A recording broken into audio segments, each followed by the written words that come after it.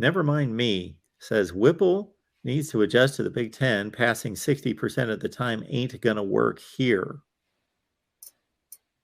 I've noticed that. I think early in the game they have been. The funny thing is that the first drives of both of their games they've really looked good, and then even starting the second half they come out strong as well. But yeah, in my opinion too, there's been too much emphasis on the pass game, and you kind of see what happens here when you start feeding the beast here, Anthony Grant. That obviously all of a sudden that you do have a running game now that hopefully that's going to bring down this ratio of pass to run a little bit and equal things out a little bit as we move forward here. Well, we can look at the Northwestern game, but against North Dakota, 41 runs, 21 passes. Yeah, I mean, that it equaled out later in the game when they started running the ball. So, yeah. That's what you wanted to see. Yep. All right, folks, we appreciate you being here at the Voice of College Football. Again, join Greg and his work over on HuskerOnline.com or Husker Online right here on YouTube. Isn't it nice to be able to say that again? Oh, boy.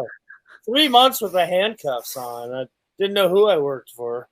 But yeah, I'll let you explain all that. I wasn't going to say a word. I can represent the colors again, and I can use my mic flags again. And it's fantastic. So, yeah.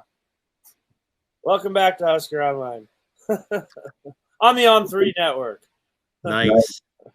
Now, this looks like a final comment that we can go with right here. By the way, we just moved into the number 2 slot on the entire network on On3. We just passed Michigan on Sunday. Okay. As the number 2 site on the On3 network. So get the second most traffic. Yep. Most views and all that. Clicks. Yep. Who's number 1? Florida State. I wouldn't have guessed that. Austin says here, I saw a graphic that used 4- and 5-star recruits as the metric for the talent of the Big Ten that had Nebraska as the 4th most talented team in the Big Ten. And I got to think Ohio State's 1, Michigan's 2, and Penn State's 3. Can about know that for sure. What's your response to that, Greg?